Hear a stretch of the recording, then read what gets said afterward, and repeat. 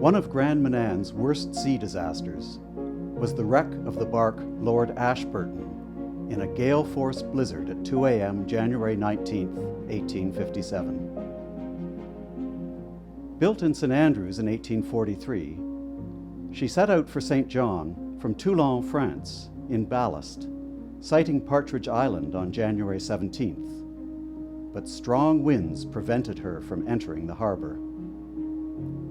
2 days later, she was swept down the bay, smashing onto the rocks at Eelbrook Point in Whale Cove, today known as Ashburton Head. The 37-year-old captain and 21 of the 29 crewmen perished that night. A further 3 died later in the St. John Marine Hospital. 24-year-old Danish seaman James Lawson was pulled to safety by a shipmate. Having lost his boots, he scaled barefoot the sheer, rocky 200-foot cliff, trekked several miles in darkness and deep snow, and collapsed exhausted in James Tatton's barn at Long Eddy Point, fully expecting to die. Tatton's dog began barking, leading to Lawson's rescue in the early morning hours. Frostbite claimed all of his toes, but unbeaten, Lawson returned to GManan to live out his long life as the island's cobbler and harness maker. For years, Lawson maintained a painted white cross on the Ashburton Cliff, and later he erected a memorial plaque at the mass grave in North Head Cemetery.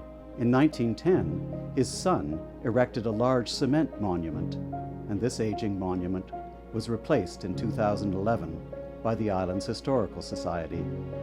An even more prominent legacy is the Swallowtail Lighthouse.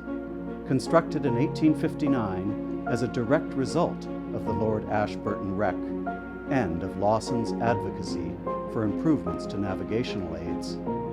But it took a further 2 wrecks and a total of 34 seamen dying in Whale Cove shipwrecks before a fog alarm was installed in 1874 at Long Eddy Point.